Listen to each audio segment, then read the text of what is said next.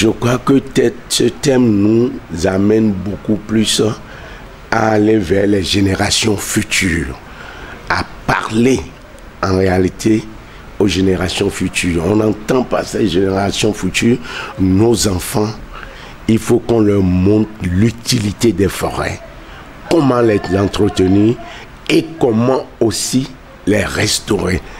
Parce que quand on fait très attention aujourd'hui, l'état de nos forêts est catastrophique. Nos forêts en sont arrivées à l'étape où nous avons tout coupé, nous avons tout détruit et nous avons moins entretenu, moins restauré. Donc, pour moi, le thème nous amène beaucoup plus vers nos enfants, leur parler de l'utilité de la forêt.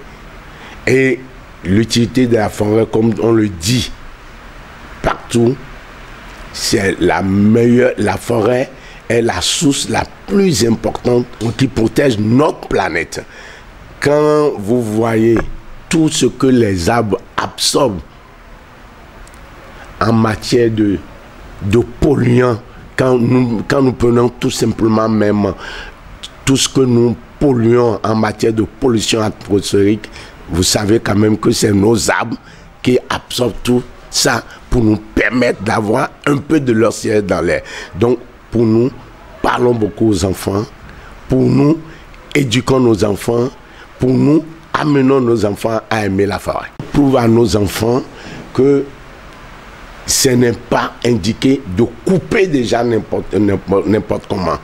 Il faut qu'on prouve à nos enfants l'utilité de l'arbre, l'utilité de la forêt. Et quand on part de là, ils en sont convaincus, on leur inculque la notion forestière, la notion de la sauvegarde de notre planète. Et ça leur permet de prendre l'habitude dès maintenant que les forêts sont à sauvegarder. Et aussi, ça, ce volet aussi est très très important, de restaurer. Vous avez vu l'initiative de Bonn, où on s'est proposé la restauration des terres. C'était en 2011. Restaurons au moins 150 millions d'arbres d'ici 2020.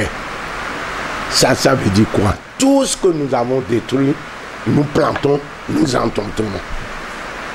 Et quand on amène les enfants dans ces forêts pour leur montrer la véracité de nos dégâts, on les amène à planter, on les amène à comprendre.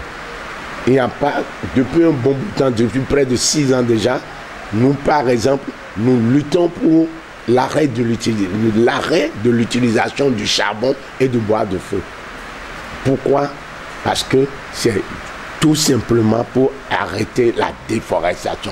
Parce que vous savez, pour faire le charbon, vous avez besoin de couper des arbres. Et quand vous les coupez, vous savez que vous avez détruit la forêt. Mais à côté, vous en faites du charbon. Pourquoi ne pas arrêter ou diminuer l'utilisation du charbon et d'essayer de restaurer ce qu'on a fait? Donc, ça veut dire quoi? On amène les enfants à être impliqués. Et aussi, vous les journalistes, vous les communicateurs, à nous écouter et à parler aux enfants. Cette année, nous, on a parlé beaucoup dans des écoles. On a amené les enfants à comprendre l'utilité de l'âme. On a amené les enfants à comprendre l'utilité de restaurer et de planter des arbres et de les entretenir. Donc, je crois que quand nous allons dans ce sens, nous restons dans la logique de sauvegarde, de la protection de notre planète.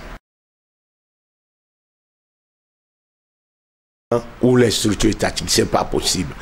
Mais à leur niveau, ils jouent leur rôle. Vous voyez la direction générale des forêts et des ressources naturelles. Ils sont permanemment sur le terrain à travers leurs structures déconcentrées. Vous ne pouvez pas aller dans une commune aujourd'hui où vous n'avez pas l'agent communal des forêts. Maintenant, la difficulté que nous avons, et comme dans tous les pays du tiers-monde, dans tous les pays du Sud, c'est les moyens à mettre à disposition pour faire convenablement leur boulot. Et c'est ça, de ça qu'il s'agit aujourd'hui.